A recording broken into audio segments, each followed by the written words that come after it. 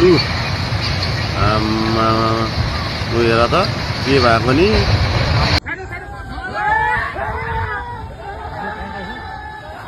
মাঠে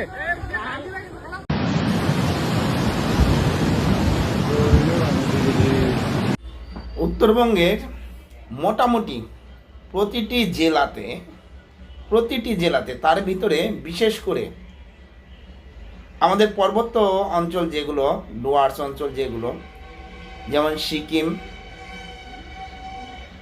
দার্জিলিং এবং ময়নাগুড়ি বা তিস্তা বা জলঢাকা হোক বা মহানন্দা নদী হোক, যেসব নদীগুলো আসছে, যেসব পাহাড় থেকে নদীগুলো নেমে এসছে, সেই নদীগুলো জলে ফুলে ফেঁপে উঠেছে। কারণ কালকে রেড অ্যালার্ট জারি করা হয়েছিল যে এই উত্তরবঙ্গে ভারী মাত্রায় বৃষ্টি হবে। অবশ্য হয়েছেও।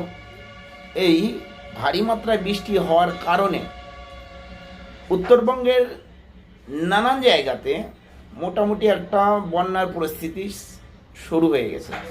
মিরিকগামী যে রাস্তাটি আছে, দুধিয়ার কাছে একটা লোহার পুল আছে, সেই লোহার পুলটি ভেঙে পড়েছে, খুব অস্বস্তিকর অবস্থায় আছে।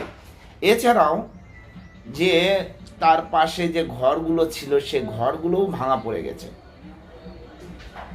বড় বড় গাড়িগুলো জলের তলায় ডুবে গেছে।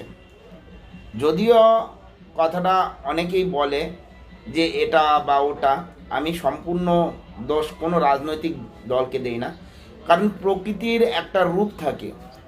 আজকে জল নেমেছে তাই বান এসেছে। যখন কড়া রোদ থাকে তখন সেটাকে কেউ থামাতে পারে না। যখন প্রবল হাওয়া থাকে, ঝড় থাকে, সেটাকে কেউ থামাতে পারে না। সুনামি হলে তাকে কেউ থামাতে পারে না, ভূমিকম্প হলে থামাতে পারে না, সেরকম এই বন্যা হলেও তাকে কেউ থামাতে পারে না।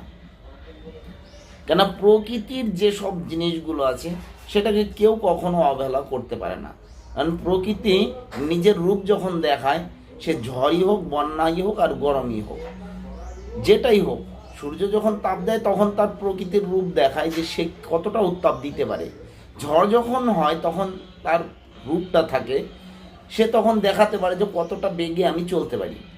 তেমন এই অধিক বৃষ্টির ফলে আমাদের উত্তরবঙ্গের অনেক কয়টি জেলা জলের অনেক তলাতে পড়ে গেছে, অনেক গাড়ি ঘোড়া নষ্ট হয়েছে। এরপরে এই ডুয়ার্সের যে জলদাপাড়া ফরেস্ট আছে, যেখান দিয়ে তোরসা নদীটা আসছে, সেই তোরসা নদীর জলের স্রোতে গন্ডার পর্যন্ত ভেসে আসছে। দেখে নেন গন্ডারটা যে ভেসে আসছে।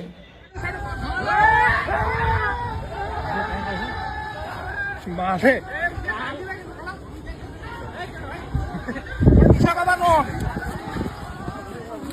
হ্যাঁ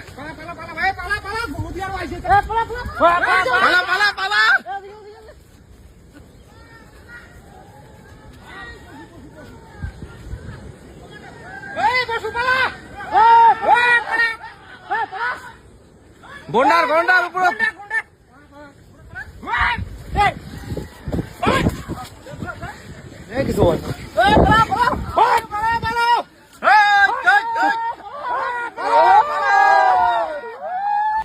শুধু গন্ডার নয়, অন্যান্য পশু তারাও ভেসে আসার সম্ভাবনা আছে।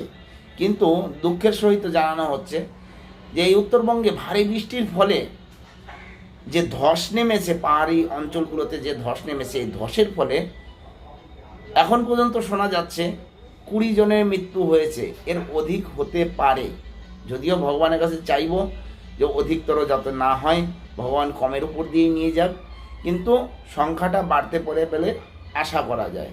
এখনও অনেক গ্রাম আছে যেখানে জলের তলায় আছে, এবং নানান স্বেচ্ছাসেবী সংস্থা বা অন্যান্য সংস্থাগুলো তারা নিজেরা ত্রাণ দেওয়ার জন্য উঠে পড়ে লেগেছে।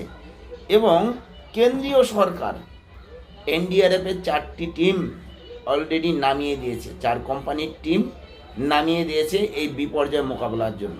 আমরাও সকালবেলা গিয়েছিলাম মহানন্দা নদীর জল পরিদর্শন করতে। আমাদের পার্শ্ববর্তী এরিয়াতে জল হয়েছে, সেখানে অনেক জায়গা ভেঙে গিয়েছে, ভাঙার ফলে বাঁধ ভেঙে গিয়েছে, বাঁধ ভাঙার ফলে জল ঢুকে গিয়েছে। তো প্রকৃতি যখন নিজের রূপটা দেখাচ্ছে, তখন একদিকে না একদিকে ক্ষতি হচ্ছেই। যাই হোক, সবাইকে একটা কথাই বলবো যে আপনারা সতর্ক থাকবেন, কখন কোন পরিস্থিতি হয়ে যায়, পরিস্থিতির সাথে মোকাবেলা করার জন্য। জয় হিন্দ, বন্দে মাতরম, ভারত মাতা কি জয়।